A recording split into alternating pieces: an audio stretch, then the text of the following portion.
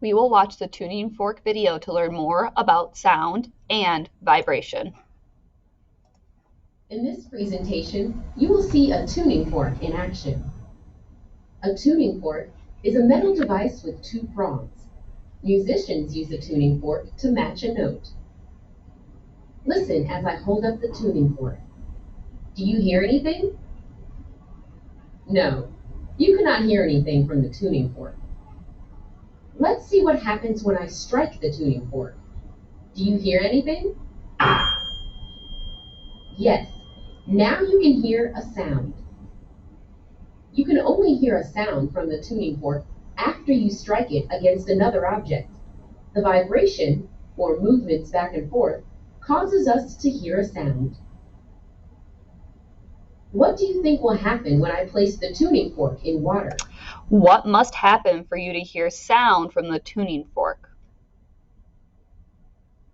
For us to hear sound, we have to strike it on something so it can begin to vibrate. Share your ideas with your caregiver. Now, let's find out.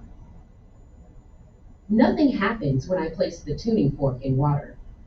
Why do you think that? So let's think, why does nothing happen? It's not vibrating yet because we haven't struck it on anything. Let's continue to watch. I did not strike the tuning fork before I placed it in water, so it was not vibrating. What do you think will happen when I place the tuning fork in water after I strike it on an object? Share your ideas with your caregiver. What might happen? Well, if it's vibrating, maybe it'll make the water vibrate too. Let's watch. Let's see what happens. When I put the tuning fork into the water splashed. The vibrations from the tuning fork cause the water to ripple. A tuning fork is very important to musicians, but it is also a way that we can see the vibration that causes sound, as illustrated by the ripples in the water. What do you think might happen if we held a tuning fork that's vibrating next to a tuning fork that is not vibrating yet? What could happen? Well, if we were to do that, it would cause the other tuning fork to start vibrating. Okay, we're going to watch another video. This one's about a wave demonstration. And it will demonstrate how sound travels through the air. You'll see how they use a slinky to demonstrate this.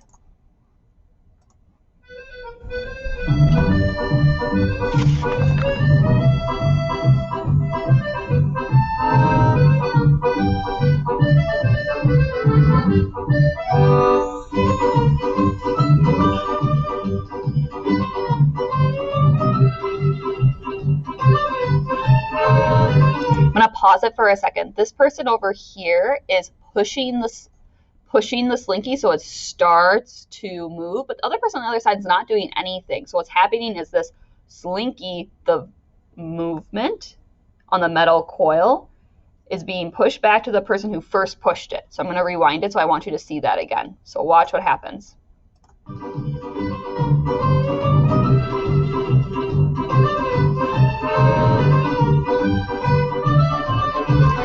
So as you can see, this person pushes it here, it slinks this way. This person doesn't do anything besides hold the metal coil. And once it hits here, it goes back to this person.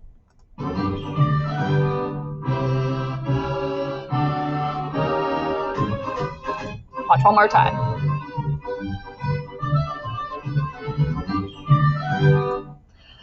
This is a way to represent sound, how sound is moving. And it moves until it hits something else. Okay, we are now going to be building a phone cup. So there are directions in your packet on how to build the phone cup.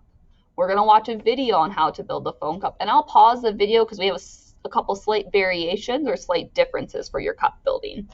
So you'll now need the second bag of STEM tools.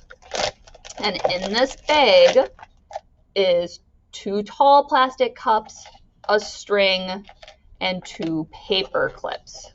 Okay? And while we're building, you might need a parent's help. And that's okay. Just ask them to come over and be able to help you. Okay, we'll start this video.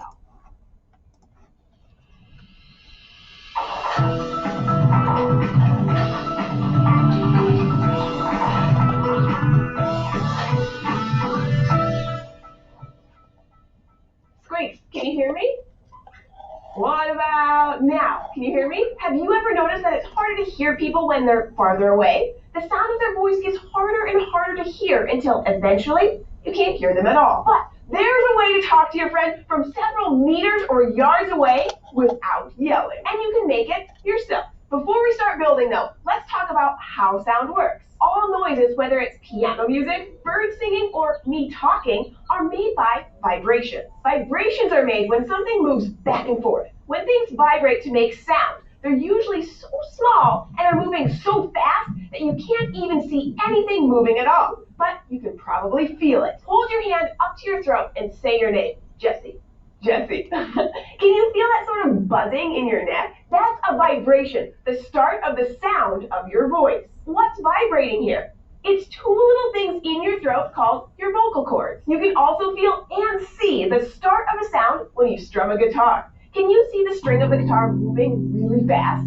That's a sound just getting started. Now, after something like a vocal cord or a guitar string moves, it makes the air move too. And we know that air is made up of very tiny particles. And these particles end up carrying the vibrations through the air so sound can travel. For example, when a guitar string moves, the particles in the air around the string start to move too. And then they bump into other particles, making those move. These particles carry the vibrations through the air until it hits your ear and you can hear the music. But the problem is, the vibration starts to go away pretty quickly. After traveling through the air for a bit, the particles don't bump into each other as hard, and eventually the vibration stops. And if that happens before the vibration makes it to your ears, you don't hear anything. So now we know that vibrations can make the air move to produce sound. Do you think that they can make other stuff move too? Let's try it out. You'll need a grown-up, 2 paper or plastic cups, a bit of tape, a sharp pencil or a pair of scissors, and a long piece of string. See? So our tools are a little different. So we still have the 2 plastic cups. We don't need tape because instead we're going to be using paper clips. And then you'll need a long string. The reason why you needed the scissors was to poke a hole in the bottom of the cups, and we've already done that for you. So you don't need to poke the hole. There's a hole in the bottom of both of the cups already for you. 3 to 9 meters long. Use the scissors to poke holes in the bottom of each cup. Now thread the string through each hole So you're going to thread the string through the hole just like she said. She's going to mention putting it on tape. Instead of putting it in sticking it with tape, you will thread the string through the hole. You'll reach inside and pull it. You can pull it out all the way. It's okay for right now. But you're only going to use a little bit at the end to tie it to the paper clip. The reason why we're tying it to the paper clip is so that it won't fall out of the hole. You could tape it down, but this paper clip just works better, and it makes sure the string never falls off. So then you just kind of tie a knot in it. That's where you might need some parents' help. And then if I just drop it back in the cup, now my string is attached to that paper clip and it can't go through the hole. And you'll end up doing that on both sides. We'll keep watching the video now. The cups are facing away from each other. If you can, tie a knot at the end of each string inside the cup. You can put a little bit of tape on the string too, just to make sure it doesn't come out. Now give one of the cups to a friend and take one for yourself. Walk away from each other slowly until the string is in a straight line between the 2 cups. And this is important. Make sure the string is tight. Now tell your friend to put their cup over their ear while you talk into your cup. Can your friend hear you? Now try putting the cup over your ear and give your friend a turn to talk. Can you hear them? Pretty cool, huh? Are the cup and string helping us hear? Let's do a test. If you keep your voice at the same level and try to talk to your friend without the cups, can they hear you? Well, yes, but not as well. So what's going on here? When you use the string phone, your voice makes the air particles in the cup start to vibrate. These vibrations then make the bottom of the cup vibrate and make the string move in the same way. And then the vibrating string makes the bottom of the other cup move and the particles in the air in that cup until it reaches your friend's ear. Okay, let's try another experiment. Stand a little closer to your friend so that the string hangs loose between the cups. Can you hear your friend? No, that's not working well at all. What's going on? When the string is loose, it can't vibrate nearly as well, which means sound can't travel through it. To see what I mean, ask your friend to move farther away again so that the string is pulled tight. Now, pluck the string with your finger. Can you see the string move back and forth? Now, stand a little closer together again so the string is loose, and pluck it again. The string moves a little, but it doesn't keep vibrating. The string has to be tight for your phone to work, so vibrations can travel through it. Keep trying experiments with your string phone. How long can you make the string before the sound goes away? And let us know how it goes. Just grab a grown-up and send us an email to kids@thescishow.com or leave us a comment down below. We'd like to thank Google Making Science for helping us make this episode, and thank you for watching. And we'll see you next time here at The Fork. So you're going to be doing those exact experiments that she was talking about. She already talked you through them. So the first one is you and a family member will test your phone by pulling the string tight and having one person listen while the other person speaks. You have to have two people to do this because the string's long, and otherwise you won't be able to stretch it out. That'll be the first test. Hold it tight. Then you're going to step a little closer to each other and hold the string loose. See what happens when you try to talk through the cup and listen. Finally, you're going to hold the string tight again, and one of you will put your fingers on the string like this. So if it was held tight, one of you is going to hold it with your fingers while it's tight. And then you're going to see what happens when you try to talk that way. Think about which was easiest to hear. Think about which was most difficult to hear. And remember, take a picture of your cup phone when you're done onto Seesaw.